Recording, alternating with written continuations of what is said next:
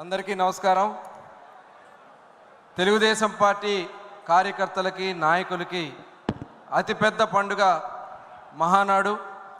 స్వర్గీయ అన్న నందమూరి తారక రామారావు గారి జయంతిని పురస్కరించుకుని మనం జరుపుకునే ఈ కార్యక్రమాల్లో కడప గడ్డపైన మహానాడు 2025 కార్యక్రమంలో కార్యకర్తే అధినేతనే తీర్మానం మీద మాట్లాడే అవకాశం కల్పించినందుకు గౌరవ ముఖ్యమంత్రి వర్యులు జాతీయ పార్టీ అధ్యక్షులు నారా చంద్రబాబు నాయుడు గారికి, యువ నాయకులు, యువగళం నాయకులు,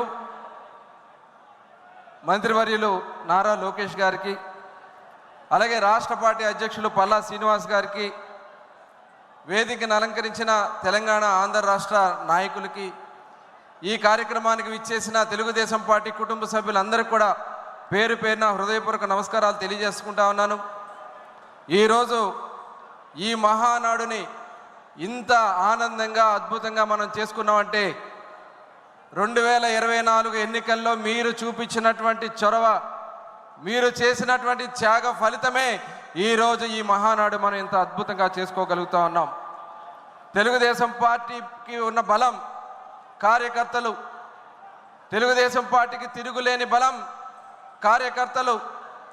ఆనాడు స్వర్గీయ అన్న నందమూరి తారక రామారావు గారు తెలుగుదేశం పార్టీ స్థాపించిన దగ్గర నుంచి ప్రతినిత్యం ఏదైతే సిద్ధాంతాలకు కట్టుబడి పార్టీ నిర్మాణంలో కానీ, పార్టీ ఇచ్చినటువంటి కార్యక్రమాల్లో కానీ భాగస్వాములై అనేక త్యాగాలు చేశాం, అనేక కష్టాలు పడ్డాం. కానీ ఏ రోజు తెలుగుదేశం పార్టీ జెండా వదలని ఏకైక నాయకత్వం ఉన్నటువంటి పార్టీ తెలుగుదేశం పార్టీ. అలు పెరగని పోరాటాలు చేశాం, దాడులు చేశారు, కేసులు పెట్టారు, అరెస్టులు చేశారు.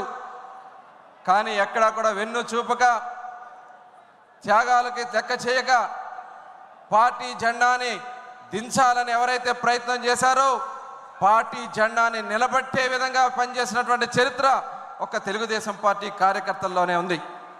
అన్న నందమూరి తారక రామారావు గారు చేసినటువంటి చైతన్య యాత్ర ద్వారా ప్రారంభమైనటువంటి ప్రస్థానం, పార్టీ ఏ పిలిపించిన కార్యక్రమాలు మనం చేశాం. మన నాయకుడు నారా చంద్రబాబు నాయుడు గారు వస్తున్నా మీకోసం పాదయాత్ర ద్వారా రాష్ట్రం అంతా పాదయాత్ర చేస్తే చంద్రబాబు నాయుడు గారికి అండగా నిలబడ్డాం. యువ నాయకుడు నారా లోకేష్ గారు పాదయాత్ర చేస్తున్నటువంటి సందర్భంలో యువగళం పాదయాత్రకి అనేక ఇబ్బందులు కలిగించాలని ప్రయత్నం చేసినా, ఆటంకాలు కలిగించాలని ప్రయత్నం చేసినా లెక్క చేయక నిలబడింది తెలుగుదేశం పార్టీ కార్యకర్తలు, నాయకులు. మరి ఆ రోజున ఆయన యాత్రని నిర్వీర్యం చేయాలని చాలా ప్రయత్నాలు చేశారు, కుట్రలు చేశారు. ఎన్ని అవరోధాలు సృష్టించినా, ఎన్ని ప్రయత్నాలు చేసినా లెక్క చేయకుండా పార్టీ గెలుపు కోసం నిలబడినటువంటి విధానం 2019-24లో తెలుగుదేశం పార్టీ నాయకత్వాన్ని అణిచేయాలని ప్రయత్నం చేసి అనేక మంది మీద తప్పుడు కేసులు పెట్టి చంద్రబాబు నాయుడు గారిని కూడా అక్రమ కేసు పెట్టి అరెస్ట్ చేశారు. అచ్చెన్నాయుడు గారిని, యనమల రామకృష్ణుడు గారిని, ప్రభాకర్ రెడ్డి గారిని, ఇలా అనేక మంది నాయకుల్ని అరెస్టులు చేసి జైల్లో పెట్టారు. నాయకత్వం లేకుండా చేయాలని అనేక ప్రయత్నాలు చేశారు. తెలుగుదేశం గ్రామ స్థాయిలో ఉన్నటువంటి నాయకుల్ని, తోట చంద్రయ్య, అలాగే అనేక మంది నాయకుల్ని అతి దారుణంగా హత్యలు చేశారు. హత్యలు చేసినా కూడా లెక్క చేయలేదు, పోరాడి నిలబడ్డాం. ఆ రోజున చూసాం, తోట చంద్రయ్య తెలుగుదేశం పార్టీ నాయకుడిగా యాక్టివ్గా ఉన్నారని చెప్పి నడి రోడ్డు మీద కోడిని కోసినట్లుగా పీక మీద కత్తి పెట్టి జై జగన్ అనమంటే జై చంద్రబాబు అని ప్రాణత్యాగం చేసినటువంటి కార్యకర్తల బలం తెలుగుదేశం పార్టీది. అటువంటి అనేక కేసులు పెట్టారు, వేల మందిని, వందల మందిని పొట్టన పెట్టుకున్నా లెక్క చేయలేదు మనం. మన నాయకుడు నారా చంద్రబాబు నాయుడు గారు 53 రోజుల పాటు ఒక అక్రమ కేసు బనాయించి ఆయన అరెస్ట్ చేసి మనల్ని ఎవరిని రోడ్డు మీద రాకుండా ప్రయత్నాలు చేసినా లెక్క చేయకుండా నిలబడినది తెలుగుదేశం పార్టీ కార్యకర్తలు, నాయకులు.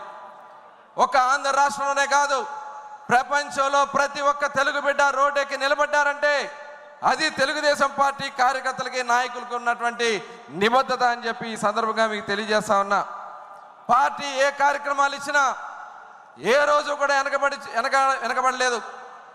ఏ పిలిపించినా ఇంటింటికి తెలుగుదేశం అంటే ప్రతి ఇంటిని మన ప్రతి గడప మిగిలిందంటే రేపు తెలుగుదేశం తీసుకెళ్లాల్సినటువంటి బాధ్యత కార్యకర్తలుగా మనం తీసుకుందాం. మన భవిష్యత్తు, మన కుటుంబాల భవిష్యత్తు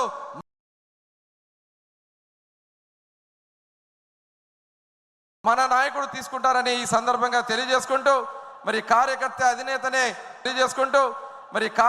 అధినేతనే